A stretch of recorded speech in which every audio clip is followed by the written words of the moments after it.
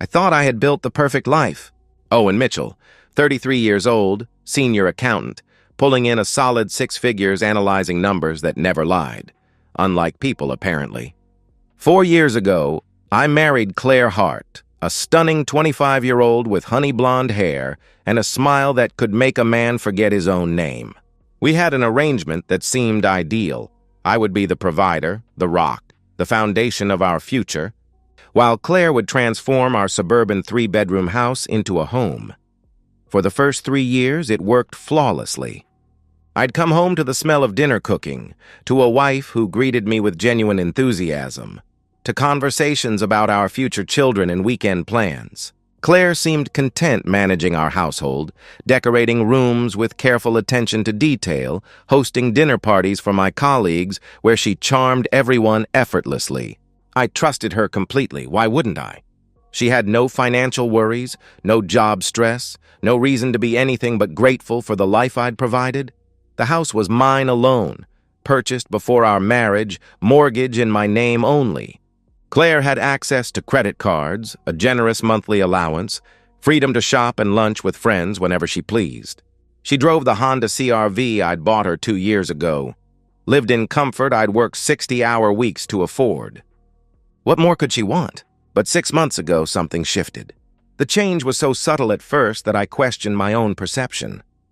Claire's shopping trips, once a pleasant weekly outing, became daily expeditions. She'd leave after breakfast and return just before dinner, carrying shopping bags that seemed insufficient for 8 hours away from home.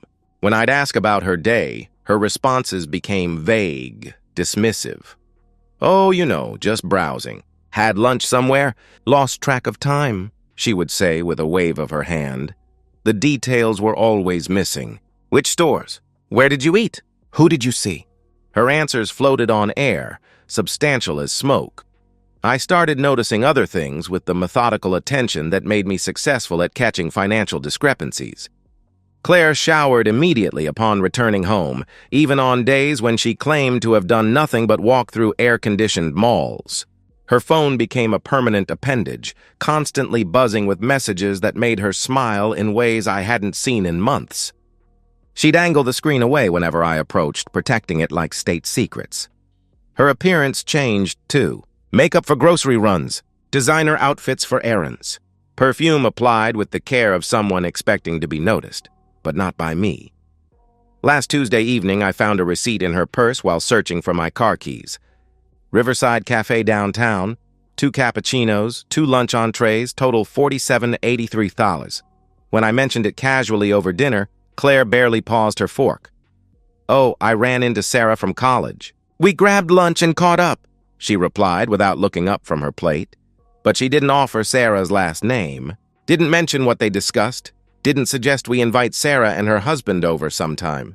The explanation existed solely to fill the silence, devoid of the natural details that accompany truth. That night, lying beside my sleeping wife in the bed I paid for, in the house I owned, staring at shadows cast by streetlights through windows I'd chosen, my accountant's instinct screamed with the same certainty I felt when discovering embezzled funds. Numbers didn't lie. Patterns revealed truth, and every pattern I'd observed pointed to one inescapable conclusion. Claire was lying to me. About what? I wasn't entirely certain yet, but the foundation of our perfect life had developed cracks, and I needed to know how deep they ran before the entire structure collapsed. I picked up my phone in the darkness, searched private investigator near me, and saved a phone number to my contacts. I didn't call, not yet, but I would. Because the man who'd built this life deserved to know who was destroying it from within. And if my suspicions proved correct, Claire Hart Mitchell was about to learn exactly what happened when someone tried to steal from a man who'd spent his career catching thieves. For 2 days, I wrestled with myself like a man drowning in his own thoughts. The rational part of me, the part that had climbed from junior accountant to senior analyst through careful deliberation, insisted I should confront Claire directly. Give her a chance to explain. Trust the woman I'd married. But the professional part of me, the part that had uncovered countless cases of corporate fraud, knew better. You don't accuse without evidence. You don't show your hand before you've calculated every possible outcome. And you never ever give the guilty party time to construct better lies or destroy evidence. Wednesday morning. I sat in my car outside Baker & Associates during lunch break, staring at the contact I'd saved, Raymond Cross, private investigator. My colleague James had used Raymond 2 years ago when his own marriage imploded. Best money I ever spent, James had said. At least I knew the truth instead of living in her web of lies. I dialed the number. "Cross Investigations," came the professional voice. Unsurprised, carrying the weight of a man who'd heard this story countless times. "I need you to follow my wife," I said quietly, surprised by how steady my voice sounded despite the earthquake in my chest. "I think she's cheating, but I need proof before I make any accusations." Raymond asked necessary questions with the efficiency of a doctor taking symptoms. Claire's description: 5'6", blonde hair, distinctive silver Honda CR-V. Her typical schedule, the time windows I'd observed, the behavioral patterns that had triggered my suspicion. He quoted his rate without hesitation. $150 per hour. Minimum 3-day retainer. "Start tomorrow," I said, and gave him my credit card information. Thursday morning arrived with deceptive normalcy. I went to work, attended budget meetings, reviewed quarterly reports, responded to emails, all while my phone sat face up on my desk like a loaded weapon. At 11:47 a.m., it buzzed. Raymond. Subject left residence 10:15 a.m. in silver CR-V, license plate visible. Currently at Riverside Cafe downtown, corner table. She's with a male, mid-20s, athletic build, dark hair. Body language suggests familiarity, leaning in, touching hands across table. Documenting everything, my vision blurred. I locked my office door, sat down heavily, forced air into lungs that seemed to have forgotten their purpose. 4 years of marriage reduced to a text message. More updates arrived throughout the day, each one a surgical strike to my heart. Raymond. Subjects left cafe together. Observed extended embrace and kiss in parking lot before separating to different vehicles. Following subject's vehicle now. Raymond. Subject drove directly to Riverside Hotel downtown location. Male arrived 4 minutes later in black Ford Mustang. They entered lobby together. Confirmed check-in to room 412 under male's name, Brett Donovan. Have video footage of kiss before entering building. I closed my laptop, told my assistant I wasn't feeling well, and left the office. I drove aimlessly through suburbs that suddenly felt foreign. Hands trembling on the steering wheel of a car I'd bought with money earned through devotion to a woman who was, at that moment, naked in a hotel room with another man. Raymond. Subjects exiting hotel, 3:52 p.m. Extended embrace in lobby visible through glass doors. Male kissed subject goodbye at elevator. I have clear facial identification for both parties. Ran license plates. Brett Donovan, 26, registered address Parkside Apartments, employed at Apex Fitness as personal trainer. A personal trainer.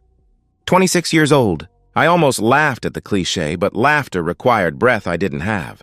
That evening I arrived home before Claire. When she walked through the door at 5:23 p.m., perfectly timed as always, she carried 2 small shopping bags and hummed softly to herself. The same woman who'd kissed another man goodbye 3 hours earlier now kissed my cheek with lips that had been elsewhere. "How was your day, honey?" she asked cheerfully. "Fine," I managed. "Yours?" "Oh, just running around. Found a few things on sale at Nordstrom Rack," she replied, heading upstairs immediately for her post-adultery shower, a ritual I now understood with sickening clarity. I sat at our kitchen table, my kitchen table, and stared at nothing while water ran overhead, washing away evidence of betrayal. Friday and Saturday brought more of the same. Raymond's reports arrived with clockwork precision. 2 more hotel visits. 1 lunch date where Claire and Brett sat so close they appeared fused together. Credit card receipts from hotel charges that I was unknowingly funding through the allowance I gave my wife. Sunday evening, Raymond emailed his comprehensive report. I opened it in my home office while Claire watched television downstairs, probably texting her lover during commercial breaks. The document contained everything: high-resolution photographs, video files, timestamps, license plate confirmations, even transcripts of text messages Raymond had captured through reflected phone screens. I watched a video of my wife kissing another man in a hotel parking lot. With passion I hadn't seen directed toward me in months. I saw photographs of them holding hands during intimate lunches, gazing at each other with the intensity of new lovers discovering each other. I read fragments of messages. "Can't wait to see you tomorrow," and "Owen's working late again, we have all afternoon." My name, used as a scheduling tool for her infidelity. When the laptop screen went dark, reflecting my face in its surface, I saw something that hadn't been there a week ago. The man staring back was harder, colder, calculating. The husband who'd trusted blindly was gone. In his place sat someone who understood exactly what needed to be done. I opened my phone and typed an email to Margaret Sinclair, the most ruthless divorce attorney in the state. Subject line, "Urgent. Need consultation tomorrow." "Owen? Are you coming to bed?" Claire called from downstairs. "Be right there," I called back, my voice perfectly normal. But I was already gone.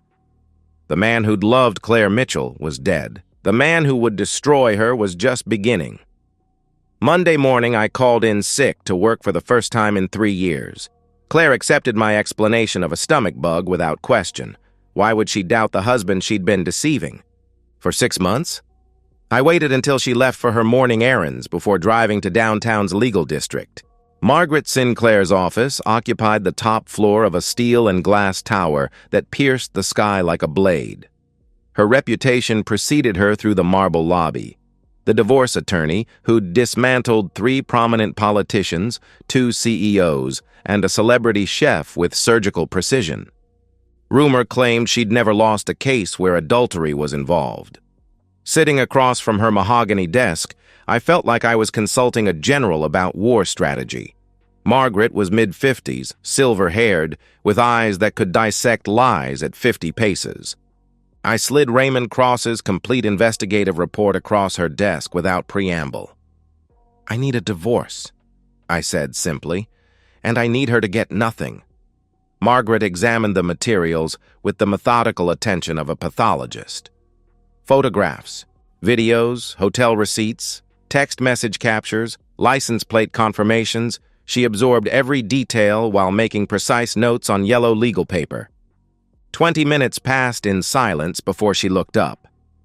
"This is ironclad," she said, tapping the photographs with a manicured finger. "Documented adultery with photographic and video evidence across multiple instances. Clear proof of ongoing deception and betrayal. In this state, that constitutes grounds for fault-based divorce." She leaned back in her leather chair. "You'll retain the house. It's solely in your name. You'll keep your retirement accounts, savings, investments, everything. She's been voluntarily unemployed throughout the marriage, so there's no argument for her contributing to marital assets. With this evidence, she'd be fortunate to leave with her clothing." "What's the timeline?" I asked. "I can have papers drafted by Wednesday." "How do you want service handled?" she replied. I leaned forward. "I'll handle the serving personally, but I need a few days before she receives them. Can you hold the papers until I give the word?" Margaret's eyebrow arched slightly. "I don't want to know about anything that could complicate these proceedings," she warned. "It won't," I assured her. "I just need to tie up some loose ends first." "It's your timeline, but don't wait too long. And don't do anything that could jeopardize our case," she replied firmly. After leaving Margaret's office, I drove directly to First National Bank, where I'd maintained accounts for over a decade. My financial advisor, Robert Brown, had helped me navigate everything from first-time home buyer programs to retirement planning. Now he would help me navigate divorce. "I'm filing for divorce," I explained, spreading documents across his desk. "I need to secure every asset before papers are served." Robert reviewed my financial profile with practiced efficiency. "Your checking account is solely in your name, protected. Your 401k and investment portfolios, protected. The house deed, protected. The only joint liability is the credit card she uses for household expenses," he informed me. Within an hour, Claire's credit card was canceled and paid off in full. I opened a new checking account she couldn't access, transferred my salary direct, deposit, and documented every penny I'd spent on Claire throughout our marriage. The numbers were staggering. $187,000 over 4 years. Nearly $50,000 per year to fund the lifestyle of a woman who was using that freedom to betray me. "One more suggestion," Robert said as we concluded. "Change all your passwords. Bank, accounts, investment platforms, email, everything. If she has access to any financial information, eliminate it immediately." That evening, I returned home and performed normalcy like an actor hitting his marks. I kissed Claire hello, asked about her day, ate the dinner she'd prepared with hands that had touched another man that afternoon. We watched television together on the couch, her head on my shoulder while she probably planned tomorrow's rendezvous during commercial breaks. But inside, I'd already departed. The man sitting beside Claire was a ghost. The real Owen Mitchell was 3 steps ahead, constructing her downfall with the same methodical precision I applied to corporate audits. Tuesday evening, I made a phone call to David Turner, my closest friend since childhood. David had served 2 tours as a Marine before starting a private security company. He'd been my best man, had stood beside me when I promised to love and honor the woman who was systematically destroying our marriage. "David, I need a favor," I said when he answered. "Anything, brother." "What's happening?" he replied immediately. "My wife's been cheating on me. I have proof. I'm filing for divorce. Everything's handled legally. But there's something I need to do first, and I need you there with me," I explained. David didn't hesitate. "When and where?" he asked. "Tomorrow night. I'll text you the address," I replied. "I'll be there," he confirmed. I hung up and stared at Brett Donovan's address. Unit 3B, Parkside Apartments. Raymond had included it in his comprehensive report, along with employment information, vehicle registration, even social media profiles. Brett Donovan, 26, personal trainer, collector of married women's secrets. I wasn't a violent man. I'd never thrown a punch in my adult life, had built my success through intellect and persistence rather than physical force. But some debts required different forms of payment. Some accounts needed settling before the books could be closed. I pulled up Brett's latest social media post, a shirtless gym selfie with the caption, "Earned it." His smile was arrogant, satisfied, the expression of a man who thought he was getting away with theft. Tomorrow night, Brett Donovan would earn something else entirely. Wednesday evening, 8:47 p.m. I pulled into the cracked asphalt parking lot of Parkside Apartments with David in the passenger seat. The complex was exactly what I'd expected, a decaying monument to low rent and lower standards, where someone like Brett Donovan could afford to live on a personal trainer's salary. "You sure about this?"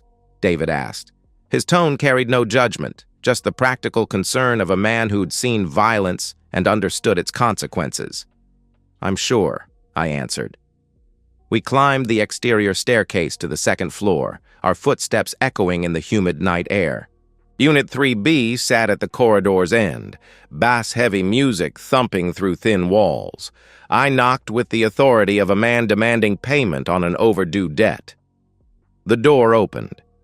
Brett Donovan stood there in gray sweatpants and nothing else, every inch the arrogant 26-year-old who'd been with my wife in hotel rooms I was unknowingly financing. His body was everything mine wasn't.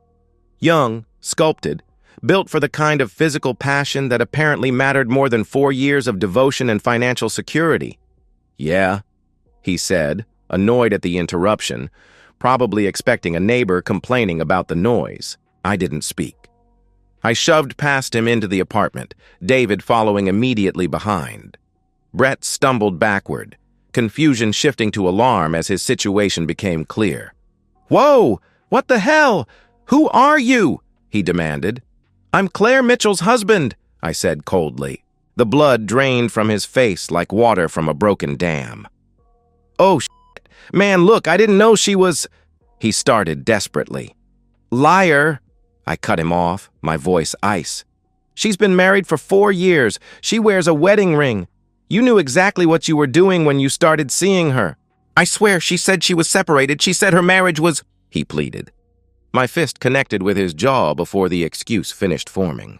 Brett crashed sideways into the wall, shocked, blood spattering from his split lip onto the cheap white paint. He tried to recover, tried to get his hands up defensively. But David was already moving, grabbing Brett by the throat and throwing him to the stained carpet. "Stay down," David said calmly, his voice carrying the weight of a man who'd done worse than this in distant countries. I kicked Brett in the ribs, once, twice, 3 times. Not wild, desperate swings, but deliberate impacts calculated like everything else I did. Brett curled into a protective ball, whimpering, trying to shield his torso from further damage. "Please, stop, I'm sorry," he gasped. I crouched down, grabbed his hair, forced him to look at me through blood and tears. "You stay away from my wife. You delete her number. You pretend she never existed. Because if I find out you contacted her again, if I even hear your name mentioned in connection with hers, I'll come back here and finish what I started. Do you understand me?" I demanded. Brett nodded frantically, terror overriding pride. David leaned down, his voice quiet but carrying absolute conviction. "And if you're thinking about calling the police or telling anyone about this visit, don't. Because we'll know. And we'll come back, and next time, we won't stop at broken ribs," he warned. I stood, looked down at Brett one final time. The personal trainer was broken, physically, emotionally, completely. His good looks were temporarily ruined, his confidence shattered, his sense of invincibility exposed as the delusion it had always been. He'd heal. His ribs would mend, his face would return to normal, but he'd never forget the lesson that some men's wives came with prices too high to pay. We left without another word. My knuckles were raw and bleeding. I wiped them on my jeans as we descended the stairs, feeling something like satisfaction for the first time in weeks. "You good?" David asked when we reached my car. "I'm fine," I replied. "You crossed a line tonight, brother," he observed. I knew he was right.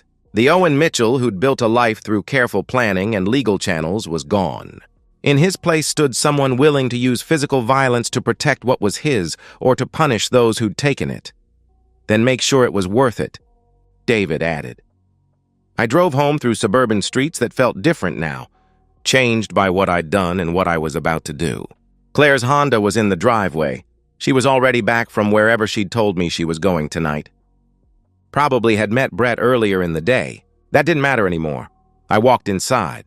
Claire was on the couch watching reality television, eating popcorn from a ceramic bowl I'd bought her for Christmas 2 years ago. She looked up and smiled with the same warmth she'd shown me since our wedding day. "Hey, how was your night with David?" she asked cheerfully. "Good. Just caught up," I replied. "That's nice," she said, patting the cushion beside her. "Come watch with me." I looked at her, really looked at her. The woman I'd married. The woman I'd trusted with my future, my finances, my heart. The woman who had been methodically destroying our marriage for 6 months while living in comfort I provided. Spending money I earned, sleeping in a bed I paid for. Tomorrow morning, she was going to understand exactly what she'd lost. "I'm tired," I said. "I'm going to bed." "Okay, babe," she replied, blowing me a kiss. The same gesture she'd performed thousands of times. I climbed the stairs, got into bed fully clothed, and stared at the ceiling. My knuckles throbbed. My chest felt hollow. But my mind was crystal clear. My phone buzzed. A text from Margaret Sinclair. "Papers are ready." "Tomorrow?" I typed back. "Tomorrow morning. 9 a.m. I set my alarm for 6 a.m. Claire's last normal morning was almost over, and she had no idea her entire world was about to collapse. Thursday morning. I woke at 6 a.m. as planned, showered, dressed in my work clothes with the same precision I'd maintained every morning for 4 years. I made coffee, sat at the kitchen table, and waited with the patience of a predator who'd spent months planning the perfect strike. Claire woke at 8:30, her usual time. I heard the shower running, heard her moving through the morning routine that had become as predictable as sunrise. She came downstairs at 9:15 wearing a yellow sundress and heels, makeup applied with artistic precision, hair styled for someone worth impressing. "Going shopping. Again." "Morning," she said brightly, grabbing her purse from the granite counter I'd paid to install. "I'm heading out for a few hours. Need anything while I'm out?" I took a deliberate sip of coffee. "I don't think you'll be going anywhere today," I said calmly. Claire paused, her hand freezing on her car keys. "What do you mean?" she asked, confusion creeping into her voice. Your boyfriend won't be able to see you. He's indisposed, I replied. The smile died on her face like a light being switched off. What? She whispered. I stood slowly, walked to the counter where Margaret Sinclair's assistant had delivered a manila envelope an hour earlier. I picked it up and threw it at Claire's feet. It hit the tile floor with a sound like a gunshot, and papers scattered. Photographs, printed text messages, hotel receipts, investigator reports. Claire stared down at the evidence of her betrayal spread across the kitchen floor. Her face transformed from confusion to recognition to pure terror. Photos of her and Brett kissing in parking lots. Photos of them entering hotels together, her head thrown back in laughter at something he'd whispered. Screenshots of intimate text messages where she complained about her boring husband and planned afternoon sessions with her beautiful trainer. A detailed timeline of every meeting. Every lie, every moment of betrayal documented with forensic precision. Owen, she started, her voice cracking like breaking glass. Don't, I cut her off, my voice flat, emotionless. The tone I used when delivering bad news to clients whose embezzlement I'd uncovered. I know everything. I had a private investigator follow you for a week. I have video footage of you sleeping with him in hotel rooms I'm paying for. I have photographs of you kissing him, holding his hand, laughing with him while I worked 60-hour weeks to fund your lifestyle. I have receipts for hotels you charged to the credit card I gave you. Claire's knees buckled. She dropped her purse, papers crunching under her heels as she stumbled backward against the refrigerator. Owen, please, it was a mistake. It didn't mean anything. She pleaded desperately.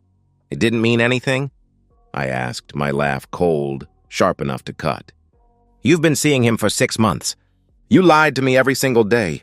You showered when you got home to wash his smell off your skin. You took my money, lived in my house, slept in my bed, and a 26-year-old personal trainer in cheap hotels.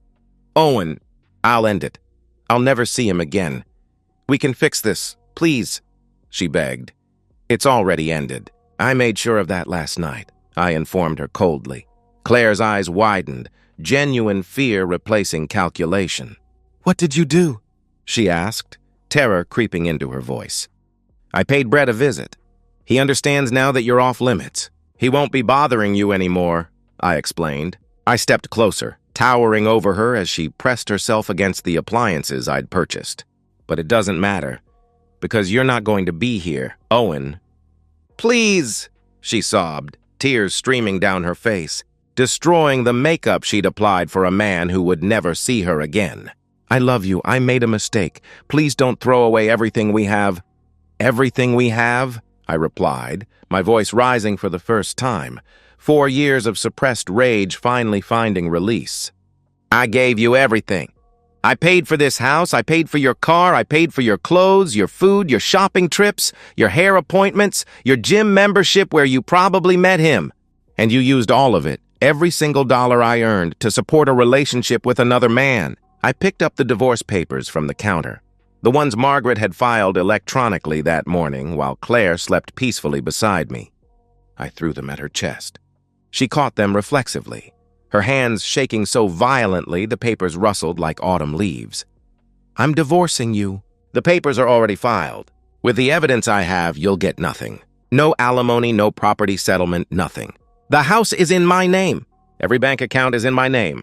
You haven't worked in 4 years, so you have no claim to marital assets, I declared. Owen, you can't. Where am I supposed to go? She cried out. Go to your parents. Go to Brett. Oh, wait, he won't want to see you anymore. Go to hell, I don't care, I replied coldly.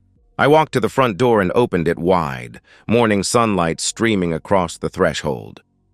Get out of my house! Owen, please, she wailed, sobbing now, mascara running down her cheeks in black rivers, her carefully constructed appearance dissolving.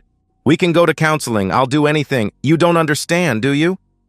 I asked, my voice dropping to something quiet and deadly, the tone that had made corporate executives confess to embezzlement rather than face my audit reports. I don't want to fix this. I don't want to work on our marriage. I don't want you anymore. You're not the woman I married. You're not the woman I trusted.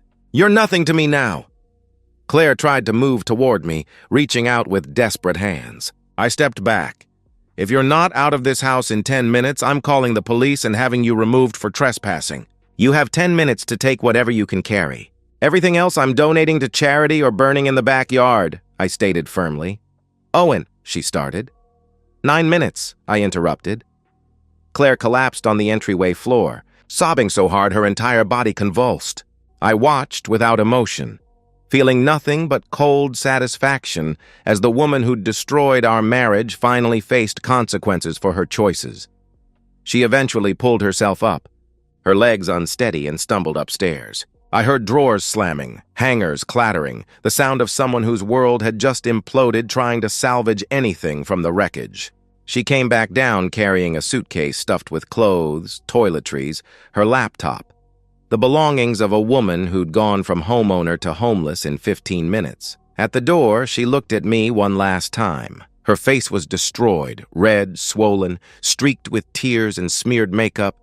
The beauty that had attracted me reduced to human wreckage. "I'm so sorry," she whispered. I closed the door in her face. Through the window, I watched her car pull out of the driveway for the last time. Watched her drive away from the life she'd systematically destroyed with lies and betrayal. I didn't feel victorious. I didn't feel relieved. I felt empty, hollowed out, like a building after controlled demolition. But I also felt something else. A cold, hard satisfaction that justice had been served, that consequences had finally caught up with choices. My phone buzzed. A text from Margaret Sinclair. She signed the papers. It's done. I deleted the message and sat alone in the house that was finally, completely, irrevocably mine. The divorce finalized in record time. Claire didn't contest anything. She signed every document Margaret placed before her, accepted a token settlement of $1,500, and disappeared from my life as completely as if she'd never existed. I kept everything. The house, all savings accounts, retirement funds, investment portfolios. I had the locks changed the day she left, donated most of her belongings to charity, threw the rest in dumpsters. I repainted the bedroom, bought new furniture, erased every trace of her presence from my life with methodical thoroughness. My daily routine returned to what it had been before marriage. Work, home, solitude. Colleagues knew I was divorced, but asked no questions. I volunteered no information. I remained the same reliable, methodical senior accountant I'd always been, except now the man behind the desk was harder, colder, less trusting. At night sometimes, I lie in bed and stare at the ceiling, wondering if the emptiness will ever fade. Wondering if I'll ever trust another woman enough to share this house, this life, this carefully constructed existence. The answer, most nights, is no. Claire Hart, she dropped the Mitchell name, works as a cashier at a discount grocery store on the city's eastern edge. She lives in a studio apartment in a neighborhood where sirens wail every night and bars cover every window. Her parents disowned her when she showed up seeking shelter. Her father, a man I'd respected and shared holidays with, opened his door, listened to her tearful explanation, and delivered his verdict. "You disgraced yourself and this family. Don't come back," he had told her before closing the door permanently. She tried reaching out to me once, a long, rambling email about regret and change and second chances. I blocked her address without reading past the first line. Some doors once closed remain that way forever. Brett Donovan left town shortly after our encounter. Rumor is he was terrified someone was going to kill him. No one has seen him since. His Apex Fitness employment terminated without explanation, his apartment abandoned, his social media accounts deleted. Sometimes justice is swift and physical. Sometimes it's slow and psychological. Sometimes it's both. Claire spends her evenings alone, scrolling through old photos on her phone, pictures of the house, the life, the future she traded for 6 months of excitement with a man who wasn't worth the wreckage he caused. She wonders if she'll ever stop regretting her choices. She won't. The price of betrayal, I've learned, isn't paid once.